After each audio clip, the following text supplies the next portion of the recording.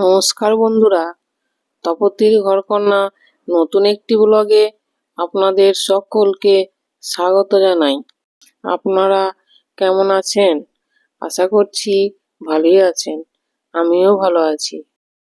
আজকে আমি একটা দারুণ স্বাদের রেসিপি আপনাদের সঙ্গে শেয়ার করব। বিশেষ করে যারা সবজি একদমই পছন্দ করেন না। আমি সব রকম সবজি দিয়ে পরোটার রেসিপি আপনাদের সঙ্গে শেয়ার করব। বেলাবেলি ঝামেলা ছাড়াই এই পরোটাটা অনায়াসেই তৈরি করা যাবে। বেশি সময়ও লাগবে না, অথচ সব সবজি দিয়ে হেলদি একটা পরোটা তৈরি হয়ে যাবে। যারা সবজি একদমই পছন্দ করে না, তারা তো এই পরোটাটা দেখলে লোভ সামলাতে পারবে না, তারাও খেয়ে ফেলবে। দেখতেও যেমন সুন্দর লাগবে আর খেতেও সেরকমই টেস্ট হবে, একদম নরম তুলতুলে। রাত্রে রুটি খেতে মন না চাইলে এই রেসিপিটা আপনারা একবার বানিয়ে খেতে পারেন, দেখবেন ভালো লাগবে। একবার বানিয়ে খেলে বারবার বানিয়ে খেতে ইচ্ছে করবে। বাচ্চাদের স্কুলের টিফিনেও এটা বানিয়ে দিতে পারেন, তারাও কিন্তু খেয়ে খুব খুশি হবে আর পেটও ভরে থাকবে অনেকক্ষণ। এই পরোটাটা খেতে কোনো রকম তরকারি লাগবে না, সব সবজি দিয়েই তৈরি করা হচ্ছে, আবার দুটো ডিমও দেওয়া হচ্ছে। অল্প একটু স্যালাড হলেই খাওয়া হয়ে যাবে। বাচ্চারা সবজি খেতে না চাইলেও এই পরোটা দেখলেই একদম লোভ সামলাতে পারবে না।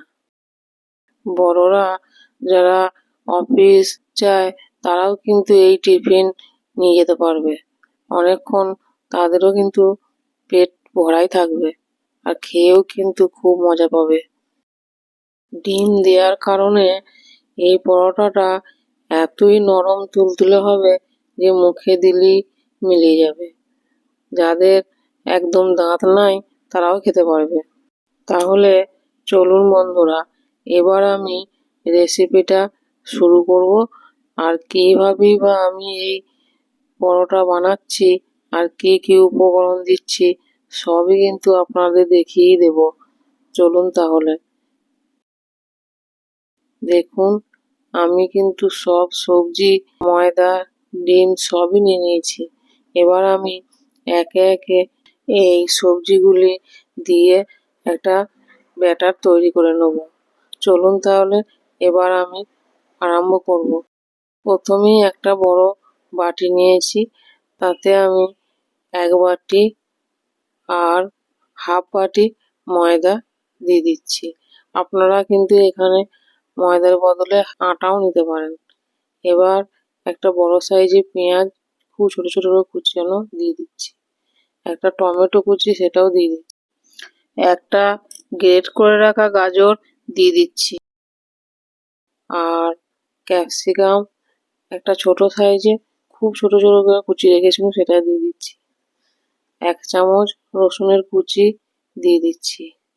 1 চামচ আদা কুচি দিয়ে দিচ্ছি। আর 2টো কাঁচা লঙ্কা কুচো করা দিয়ে দিচ্ছি। কিছুটা ধনেপাতা কুচি দিয়ে দিচ্ছি। আর ভাজা মশলা 1 চামচ সেটাও দিয়ে দিচ্ছি। এবার যেটা দেব, 2টি ডিম ফাটিয়ে এর মধ্যে দিয়ে দেব। ডিমটা দেওয়ার জন্য এই পরোটাগুলি যেমন নরম হবে তেমন হেলদিও হবে। এবার স্বাদ মতো লবণ দিয়ে দিচ্ছি। প্রথমে আমি এইভাবে চামচ দিয়েই সব মাখিয়ে নিচ্ছি। আপনারা চাইলে হাত দিয়েও মাখাতে পারেন। এতে কাঁচা লঙ্কা দেওয়া আছে, তার জন্য হাত জ্বলতে পারে, সেই জন্যই চামচ দিয়ে মাখিয়ে নিচ্ছি। প্রথমে ডিমগুলি দিয়ে আর সবজি দিয়ে ভালো করে মাখিয়ে নিয়েছি। এবার অল্প অল্প করে জল দেবো, দিয়ে একটা খুব পাতলাও না আর খুব মোটাও না ব্যাটার তৈরি করে নেব। বন্ধুরা, এখানে কিন্তু আপনারা গ্রেট করে আলুও দিতে পারেন, বা সিদ্ধ আলুও এর সঙ্গে মেখে দিতে পারেন। আমি আলুটা আর দিচ্ছি না, অনেক রকম সবজি হয়ে গেছে, সেই জন্য আলুটা আর দিচ্ছি না। এইভাবেই আমি অল্প অল্প জল দিয়ে একটা ব্যাটার তৈরি করে নিচ্ছি। দেখুন, একবারেই বেশি জল দেওয়া চলবে না, তাহলে পাতলা হয়ে যেতে পারে। এইভাবেই অল্প অল্প করে জল দিতে হবে, আর ভালো করে চামচ দিয়ে এইভাবে দেখুন ঘুরিয়ে ঘুরিয়ে মেখে নিতে হবে, যেন সব সবজিও মিশে যায় আর ময়দার থেকে দলা পাকিয়েও না যায়। বেশ কিছুক্ষণ এইভাবেই আমি মেখে নিয়েছি। আবার একটু জল দিয়ে দিচ্ছি, একটু মোটা লাগছে ব্যাটারটা, তাই আর একটু জল দিয়ে দিচ্ছি, দিয়ে আবার চামচ দিয়ে ভালো করে মিশিয়ে নিচ্ছি। এখানে আমি 1.5 বাটি ময়দা নিয়েছি। জল একটু কমই লাগবে, কেননা 2টি ডিম আছে, তাই আমার ভর্তি ভর্তি 1 বাটি জল লেগেছে। দিয়ে ব্যাটারটা আমি তৈরি করে নিচ্ছি।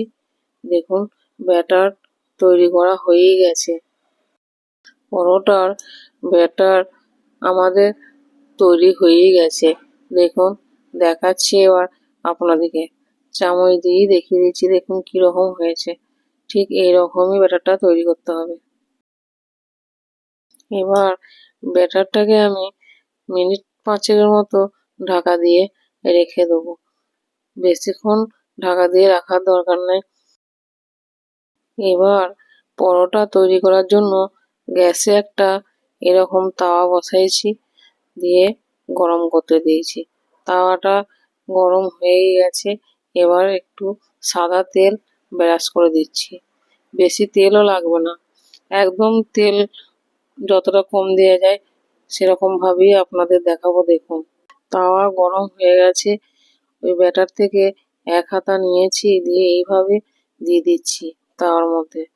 দেখুন, তাওয়াটা কিন্তু খুব বেশি গরম হয়নি, আর গ্যাসটা লো টু মিডিয়ামই থাকবে। দেখুন, 1 পিঠ এরকম শুকনো শুকনো হয়ে গেছে, আর 1 পিঠ উল্টে দিচ্ছি। এই পরোটাটা ভাজার সময় আর তেল দিচ্ছি না, ফ্রাই প্যানে তেল ব্রাশ করেছিলাম, তাতেই এই পরোটাটা ভাজা হয়ে গেল। এইভাবেই একটু বেশি সময় নিয়ে উল্টো পাল্টা করে পরোটা ভেজে নিচ্ছি। এই পরোটাগুলি ভাজার সময় আমি খুব সামান্যই তেল ব্যবহার করব বন্ধুরা, বেশি তেল দেব না।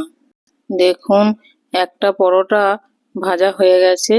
এবার আমি একটা থালায় তুলে নিয়েছি। এইভাবেই সব পরোটাগুলি একে একে আমি ভেজে তুলে নেব।